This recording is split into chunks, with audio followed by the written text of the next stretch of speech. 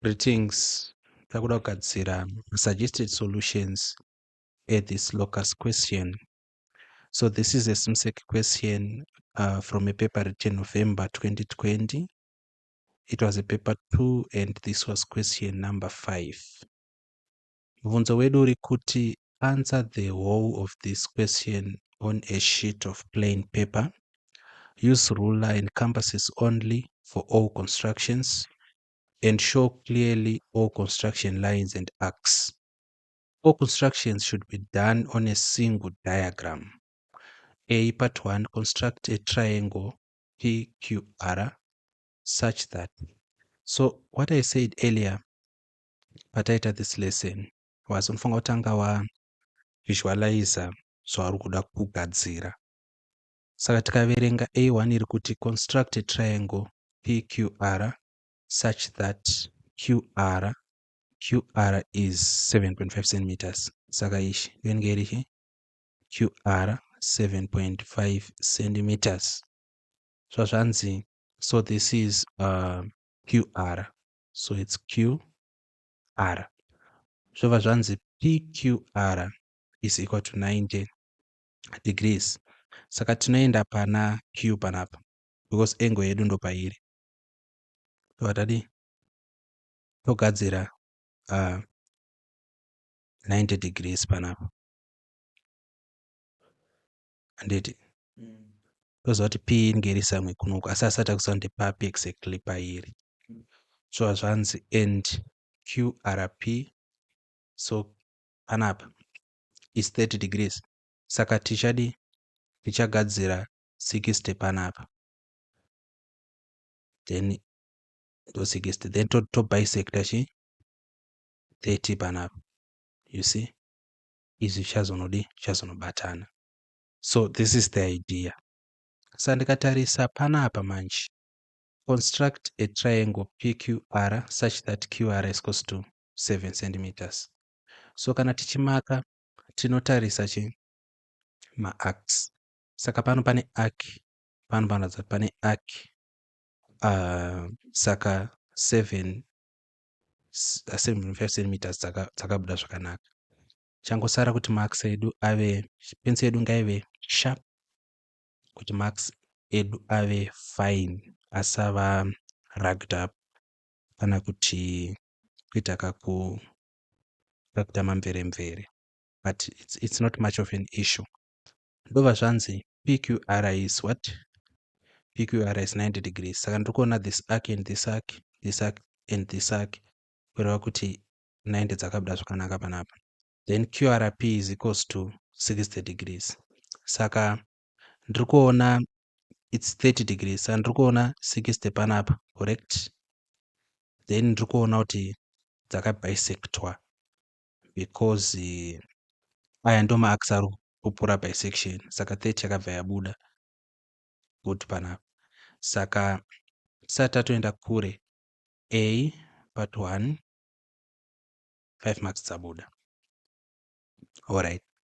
Construct the locus of points equidistant from P and R. So P and R. So makazojoina, but pakujoina pacho ndo pandiri kuda kunyatsokuona kuti pakaitwa sei. Alright, yeah, it's fine. Suppose tinongodrowa iri pazvinongosanganawo naturally ndo kujoina kwacho.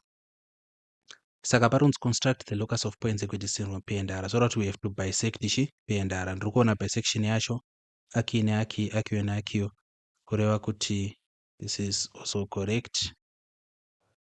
Saka panapa 5 marks dzabuda, idzi 2 dzabuda futi. Construct the locus of points that are 3 centimeters from Q. So Q yedu, so this is 3 centimeters circle. Saka panapa correct. Yabuda futi. Mark and label the points D1 and D2 that are equidistant from points P and R, or what they should be along this line. So zvanzi and sorry, that are equidistant from points P and R and are 3 centimeters from Q. Saka mapoints aya ndisikumaona aya. Yet mapoints aya tiri kutsvaga mapoints are equidistant from P and R, kureva kuti anofanirwa kuva along this line. Zvanzi mapoints aya should be what 3 centimeters from Q. Saka pari kusangana line iri riri kurepresenta mapoints ari equidistant from P and R. Pachisangana zvakare circle point ish ndiyo D1. So maybe kuti muzoona. Saka point ish kala yacho minotinooneke point ish ndiyo D1, then panapa line renyu refunga kuwedzera kuno point ish ndiyo D2. Let me explain again. Zviri kunzi mark and label the points D1 and D2 that are equidistant from points P and R. Saka mapoints ari equidistant from points P and R ari paline rinoyerera taitai and 3 centimeters from Q.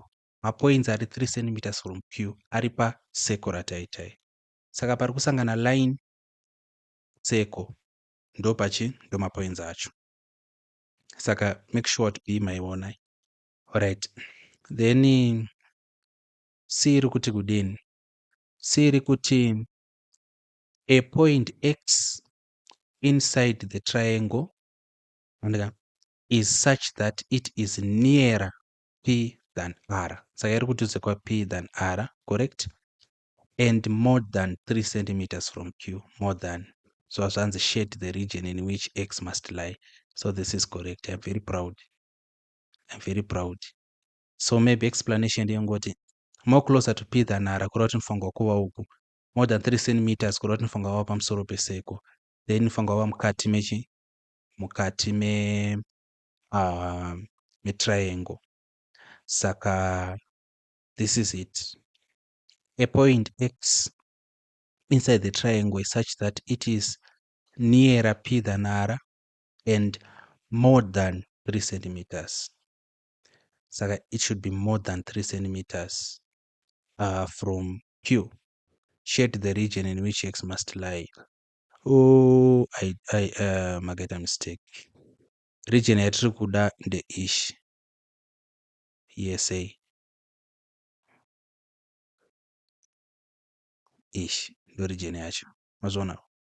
Region yacho inofanirwa kuva pamusoro peline iri kuti ive more closer to P than R. Saka inofanirwa kuva from this line riri rakagura P and R ichienda uku. Then inofanirwa kuva more than 3 centimeters. Saka ngaive pamusoro peseko. Saka region yacho nde ESA. ESA. Saka panapa revise futa pakaitika mistake up. Alright. Measure and write down the length of PR. And sikuona the length of PR. Saka where is the length of PR? Minoti makaisa kupi. So inofanirwa kunyorwa where is PR. Saka handioni saka akuonewa futi. Ungomesha nerula kubva pana P kusvika pana R. Saka panapa ndiri kuona kuti zvekudhirowa zvese zvagonekwa asi hatisati takunyatsokugona kuinterpreta panapa because taluza 2 4 5 marks. Tagona 5 6 7 8. So our final mark inge richi 8 out of 12. Of which 8 out of 12 yakamira sei? Kaya calculator kwedu tikati 8 dividing 12 tinowana multiply na 100 tinowana 66.67 to 2 decimal places. Kureva iko kuti taita 66%, nganingoti 66%, which is a B grade. So hatisi kure kufunga practice more kugona kunzwisisa zviri papo. B, mark and label the points D1 and D2 that are equidistant from points P and R and are 3 centimeters from Q. C, a point X inside the triangle such that it is nearer P than R and more than 3 centimeters from Q. Then shade the region in which X must lie and measure and write down the length of PR. So make corrections there. My corrections are After maita amwe questions, imwe question, I will tell you kuti moita here corrections zvekuti ndinomamaka. After maita imwe question ndoda kuti mucorrecte mistakes pane imwe question. So I'm looking forward to that. So to those who are watching this video elsewhere, if you have questions muma comments, if you need help, get to me by 26371046950 or 071046, same number, 9150. Otherwise, take care and thank you.